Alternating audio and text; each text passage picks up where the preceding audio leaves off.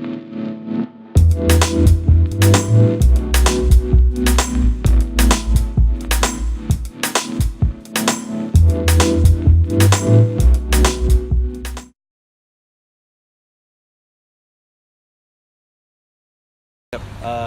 Daren to the business series of WisePass. Thank you for coming. Thanks for inviting me. All right. So Daren, I'd like to start maybe a little bit about you. Can you introduce about yourself and what have you been doing so far and what are you doing in Vietnam? Okay, what I'm doing in Vietnam, that's quite an interesting question.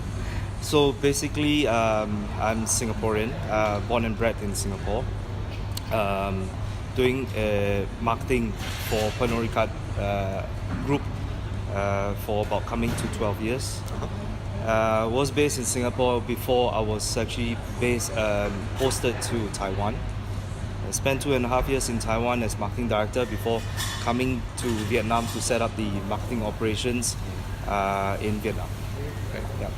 So can you share a little bit more about like what do you see as a challenge for the Vietnamese market or maybe challenges for the Vietnamese market?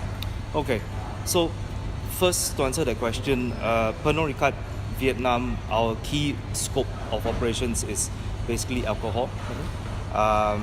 But at the same time, we see it as a lifestyle company that we want to bring conviviality and lifestyle to our consumers.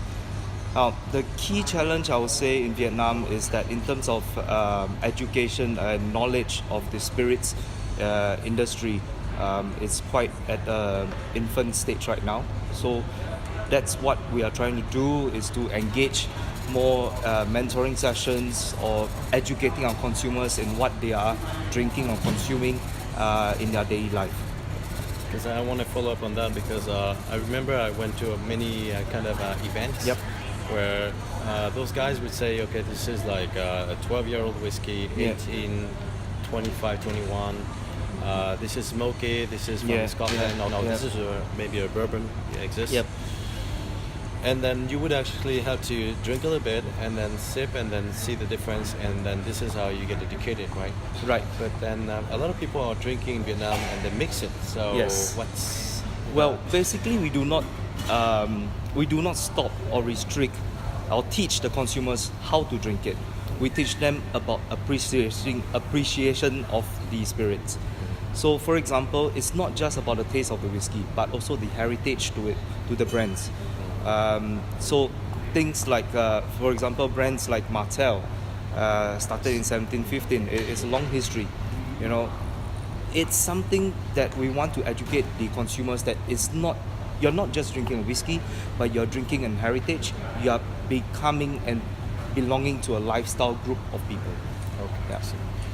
I was curious about the Vietnamese market because I see like Pernod Ricard is a big group with many different brands, but I see most of the time like the focus is about there's like whiskey, gin, rum, vodka, cognac, champagne, wine.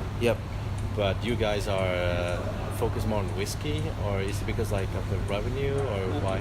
Well, it's not that we just focus on whiskey. Primarily, Vietnam is a whiskey market. So of course, naturally, our investments is more towards the whiskey segment. However, we have been introducing and investing into vodka segment like Absolut Elix, the single malt segment, which is the Glenlivet, even cognac. We are investing in Chinese restaurants with Martell cognac. So while it seems that Vietnam is a whiskey market, and because portfolio-wise, Pernod Ricard, we have the strongest portfolio in the wines and spirits category industry, and that's why we are able to provide at any levels and occasions of conviviality moments a suitable brand, a suitable spirit for the consumers. Okay, all right. So since like you came from Taiwan, I was just wondering like how Vietnam is different compared to the other markets like where you've been before. Well, both countries are of course different, but the similarity first, both countries are whiskey markets. The differences is first, Taiwan is very much a single malt market, whereas Vietnam is more a blended Scotch market, which single malt is growing. However, that's category aside. in terms of experiences and learnings of the Vietnamese market, I find that the Vietnamese market is developing so much at a faster rate than Taiwan. Yes, Vietnam is a developing market, Taiwan is a mature market.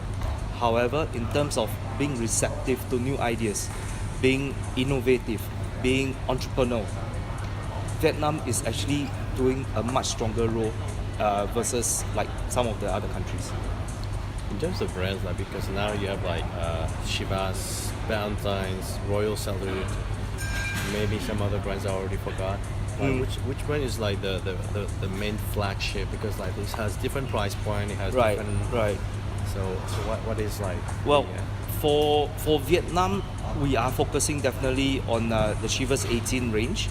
So we have two Chivas 18. One is Chivas 18 Gold Signature, which is, by the way, Vietnam is the biggest market for the group for Chivas 18 Gold Signature.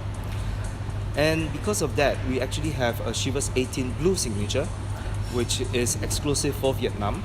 And we are developing a lot of initiative and action plans on that. We also start to see the single malt category growing. So we are putting a lot more resources and focus on the Glenlivet, which we are extending the range as we go along. Not to forget, when you go to a high energy nightclub like NV, like Sky XX, champagne is a must, and champagne and vodka we are focusing into Mumm champagne and also the Paris Jouet champagne range. Plus, of course, behind us we have the beautiful display of Elix. So this is the super premium vodka that we are pushing as well. okay. Yeah.